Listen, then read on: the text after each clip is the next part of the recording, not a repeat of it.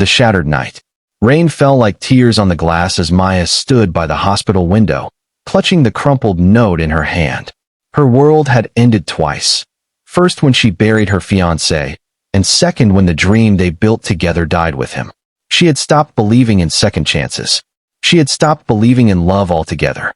She used to be a singer, her voice soft as honey, her laughter the rhythm of every sunrise.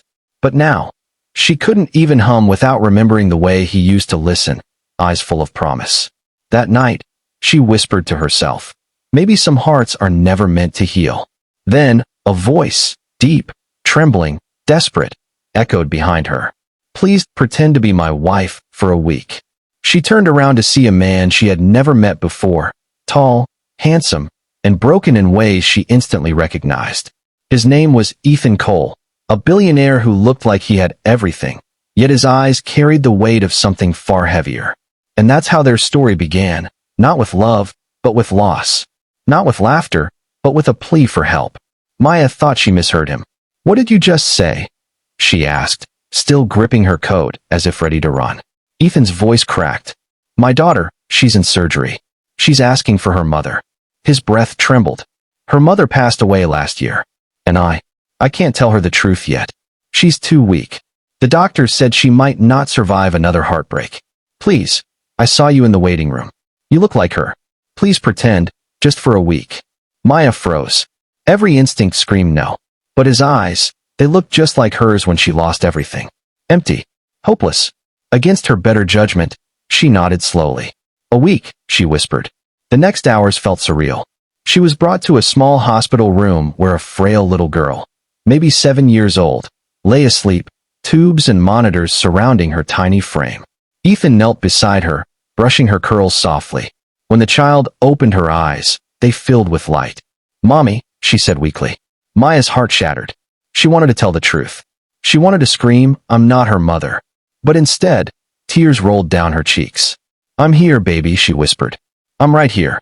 Every day that week, Maya stayed, reading stories, singing lullabies she thought she'd never sing again, holding that child's hand through long nights of pain. But each time she left the hospital, she broke down in the car. This isn't real. This isn't my life. I'm not her mother. And yet, something inside her was changing, quietly, painfully. The walls she had built around her heart began to tremble. One evening, Ethan walked her to her car. You're saving her, he said softly. You have no idea what this means to me.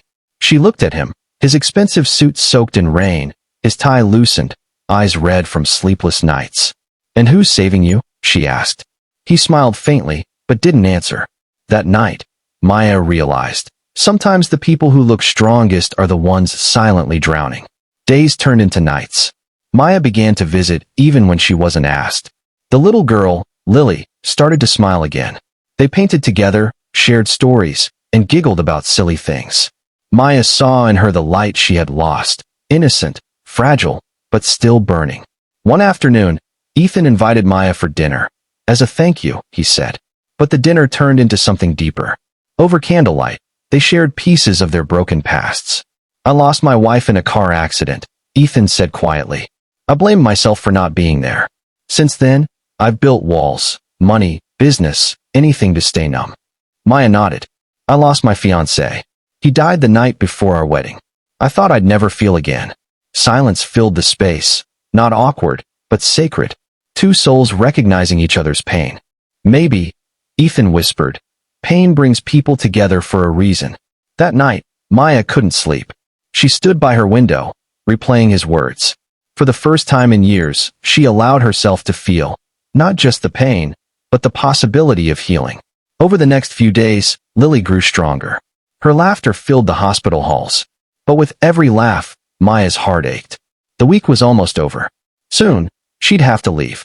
Ethan noticed her silence. You don't have to disappear when this ends, he said gently. She shook her head. This was never real, Ethan. Your daughter needs her father, not a ghost pretending to be her mother. He looked at her, voice trembling. You became more real than anyone I've ever known.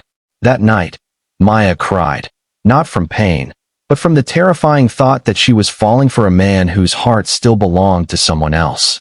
The last day came like a whisper.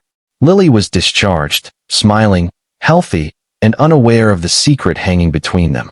As Maya hugged her goodbye, the little girl looked up and said, "Will you come visit me, Mommy?" Maya's voice broke. "Always, sweetheart." When she turned to leave, Ethan followed her to the parking lot. "Don't go," he said, eyes glistening. "You saved both of us. I thought I was asking you to pretend, but you made everything real again." She smiled through tears. "You didn't need me, Ethan. You just needed to remember how to love." He took her hand, trembling. "And what if I want to remember with you?" Maya looked up at the sky. The rain had stopped. For the first time in years, she felt peace. "Then start by forgiving yourself," she said softly. "And maybe someday, we'll meet again when both our hearts are ready." She walked away, not because she didn't care, but because she finally understood. Healing isn't about holding on. It's about letting go with love. Weeks later, Maya returned to singing. Her voice carried warmth now, every note a whisper of rebirth. And one evening, in the back of a quiet theater, she saw Ethan and Lily watching her. No words were needed, just a smile, a promise, a beginning. Moral of the story: healing doesn't always come from being loved. It often begins when we dare to love again, even after loss. Pain can break us, but it can also teach us how to live truthfully. True strength is not in forgetting the past, but in forgiving it and choosing hope anyway.